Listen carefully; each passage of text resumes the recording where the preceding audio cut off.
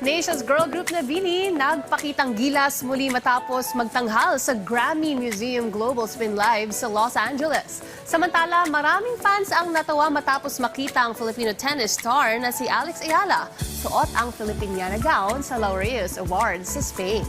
Narito ang ulat. Spotted ang ating Pinoy Pride tennis professional player na si Alex Ayala sa isang prestiyosong sports event sa Madrid, Spain, ang Laureus Awards. Ito ay isang taunang seremonya na pinaparangalan ng mga individual at koponan sa mundo ng sports. Kasama ni Alex roon ang ilan sa mga pinakamahuhusay na atleta sa mundo, tulad ng tennis superstar na si Novak Djokovic at Winter Olympic champion na si Eileen Gu, na parehong nag-host ng awards nitong taon. Dumalo sa Laureus Awards ang mga tennis star na sina Carlos Alcaraz, Jannik Sinner at Aryna Sabalenka. Sa kanyang Instagram post, ipinasilip ng WTA player ang awards night at ibinahagi ang kanyang gratitude dahil siya ay naimbitahan sa event. Anya, seeing all the inspiring people around, I was able to experience that effect firsthand. Na-inspire din Anya siya sa acceptance speech ni Nadia Comansesi na sinabing ang sports is education. Ilan sa mga fans ng Filipino tennis star namangha sa overlook ng atleta. Anila, refreshing makita ito sa labas ng court.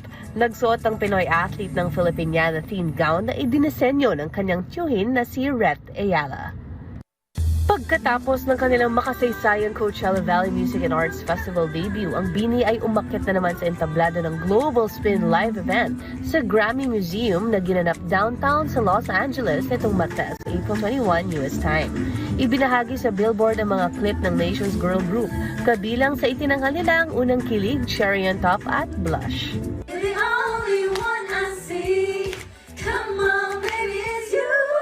Nagbigay din ng patikim ang Octet sa kanilang mga tagahanga na kanilang karaoke skills habang nagtatanggal sila ng isang snippet ng Love on Top ni Beyonce, kung saan napabilib ang mga manonood sa kanilang powerhouse vocals.